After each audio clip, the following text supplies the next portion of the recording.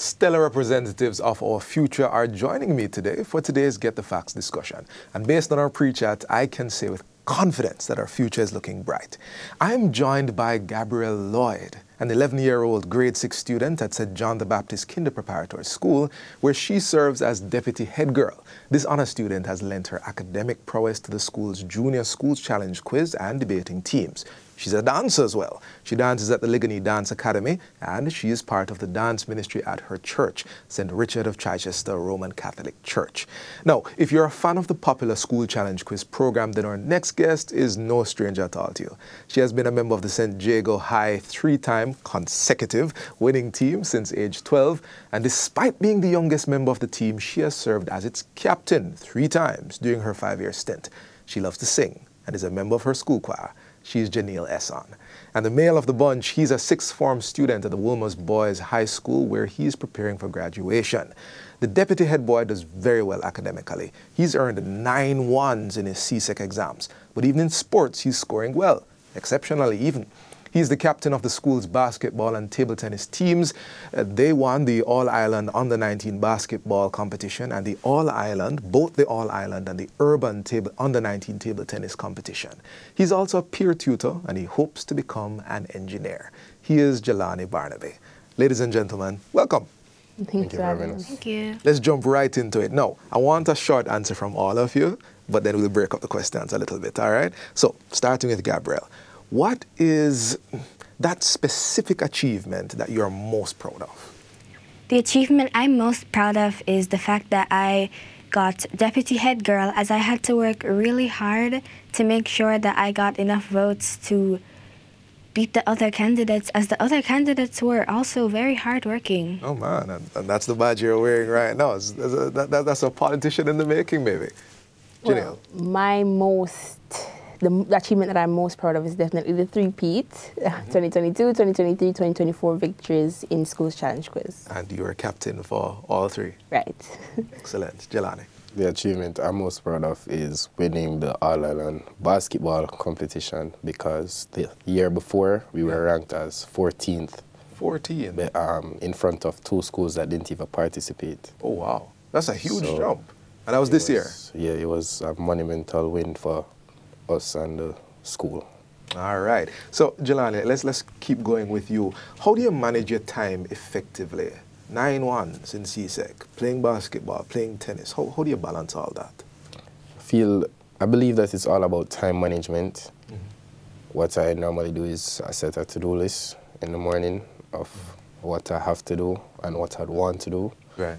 And really follow that model, and then after I have achieved or completed all these tasks, that's when I'm able to unwind, and that's when I'm able to really level the difference between, or balance the work and life. Right, scale.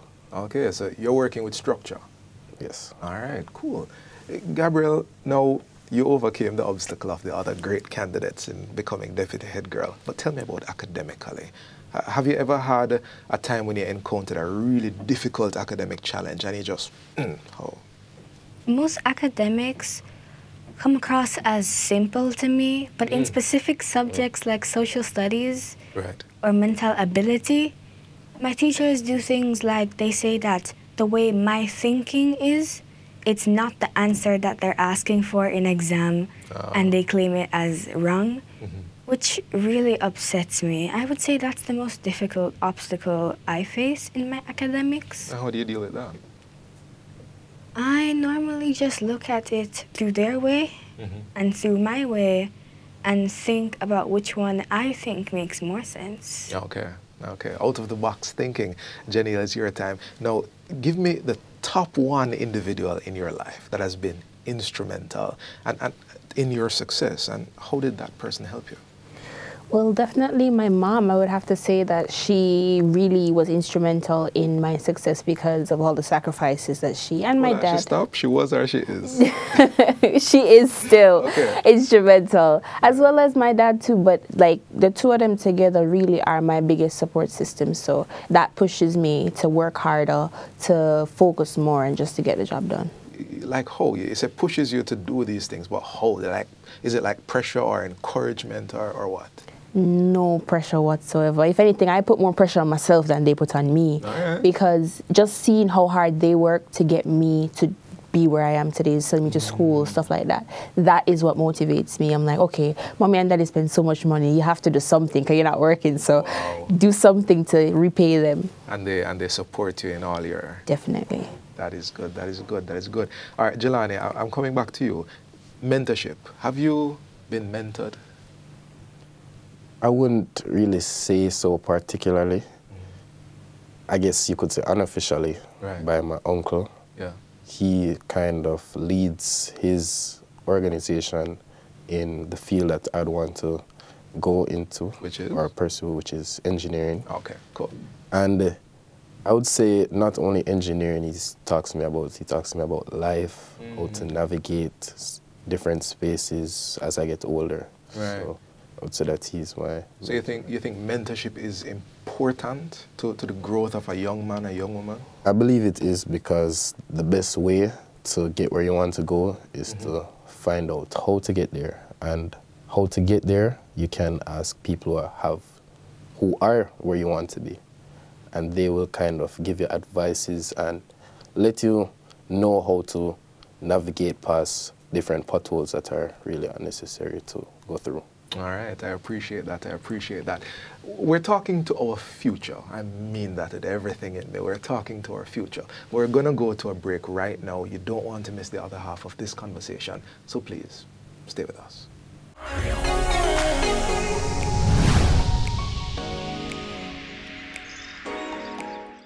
Welcome back. We have in our midst some brilliant young minds sharing with us how they managed to stay atop their studies while balancing other engagements. Let's begin with you, Janelle, on this question. But Gabriel, I want to hear your opinion on this as well. Janelle, how do you prepare for competitions and those high-stress events? Right, so in preparing for competitions, I definitely have to pray first before anything, because can't do anything without God. Okay. And then I just basically talk to myself, ensure to stay calm, know that I've put in the good, hard, honest work, so I shouldn't worry about outcome or anything like that. Just focus right through and do what I've been taught to do. That's fascinating, Janelle. So it's not even the knowledge first, it's the remaining calm. Yes, honestly. Yeah, yeah. Gabriel, what about you? I normally go into competitions with something that I say to keep in mind. It's that if we've tried our best and made no mistakes and we still didn't end up getting what we wanted, then that's it, we've done nothing wrong. But if we did make mistakes and didn't end up getting what we wanted, then it's a way for us to learn from our mistakes and not make them again. So it sounds like you have a little philosophy. If at first you don't succeed, find out why. That is interesting. That is interesting. Jelani, back to you. You're about to graduate, leaving sixth form, heading on to bigger and better things. How do you envision your achievements and your skills, sports, engineering you want to enter, all of it, how do you envision those things impacting in a positive way Jamaica? Well, I believe that the best way to lead is by example. And I believe that by doing the things that I'd want or I would encourage other people to do would be the best way of encouraging them to follow in the same path in their own right, whether it's debating, swimming, or even like Janelle with School Challenge Quiz. Right, right. Have you ever faced this? I really have to ask this. Have you ever faced this? People see you're successful and they treat you like, all right, there's something special about Jelani. You know, he's amazing. I am not. What would you say to that sort of person? Well, I always believe that you don't really know someone until you are that person, or until you walk in their shoes. Yeah, walk in their shoes. Right. And I would tell the person that everybody has their own time. You always hear situations about people peaking in high school. Right. And then the rest of their life is not as accomplished as what they have done in high school, and you hear the opposite. So I would tell them that their time has come. Their time will come. Right, right. Thank you for that. Janelle, coming back to you. Have you noticed that the way you learn has had to change over the years? Definitely. Tell us about it. All right, so when I came into high school fresh out of, because I was the pep guinea pig, my set was the first to sit the exam, so jumping into high school, critical thinking was something that I had learned from PEP, so I implemented that into my learning. And when COVID hit, we had to readjust because online school, issues with Wi-Fi, stuff like that. So grasping information became a lot harder. Had to find more resources, Google, YouTube, stuff like that. And then when I came back into physical school, it was that much more difficult because I'm so used to just logging on to class. I'm in bed same way and just learning virtually, but I have to be sitting in a classroom in front of the teacher, engaging with the teacher. Right, so it was very difficult. And even doing quiz, that helped a lot because you have to be quick on your feet in quiz, and that teaches you to think fast, think critically, get the answer out as fast as possible. So that worked really well for me and it helped a lot. Thank you, thank you. Continue learning and continue adjusting. That's good life advice. Gabriel, I want this one for you. You feel like the philosopher in our midst. What have you learned? So what are some of the lessons? Give me the top 2 lessons that you've learned from your academic successes and challenges. And challenges. And challenges. The number 1 lesson that I learned was most likely from becoming deputy head girl. Yeah. When I was actually aiming to become head girl. And it's that even though I do have good grades and I don't get in trouble, that might not be what you need to be a leader, which is what I was aiming for. Tell me more about that. What do you mean? Well, I mean that I didn't really have all of the leadership qualities that my other opponent had that got head girl. Okay.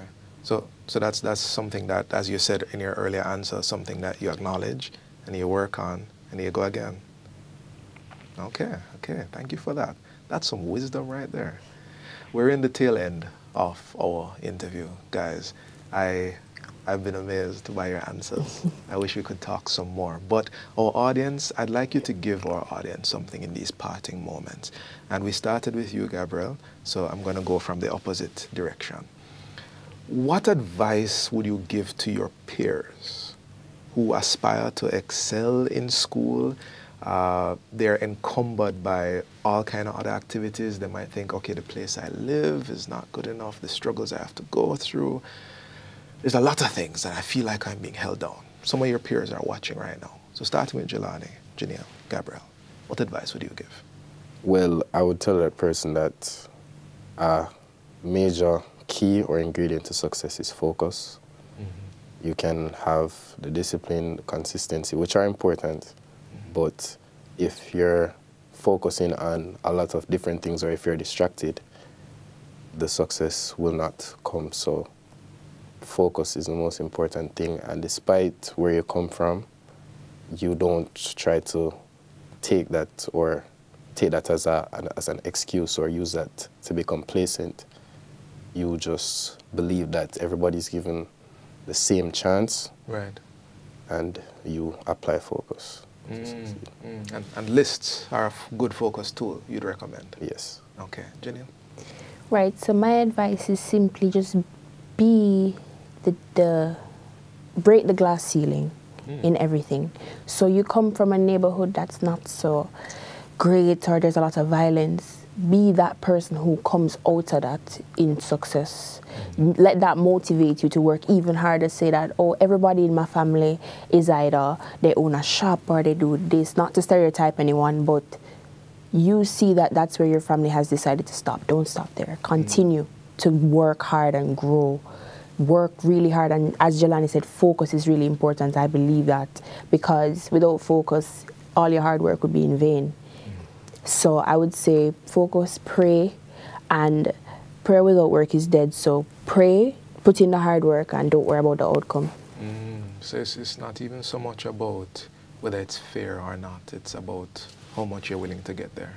Right. Thank you for that. Gabrielle? I would say that all the obstacles, like where you live or if you have money or if you don't have any friends or anything of the sort, are obstacles that you can use to your advantage to become a better person that lives above those obstacles and not beneath them. Ah, use the difficulty. Thank you so much. I said it before, and I'm going to say it again here at the end. We have spoken with the future. And if there are any indication, the future of Jamaica is bright. That's it for Get the Facts. And until next time, I'm Theodore Henry. Please take care.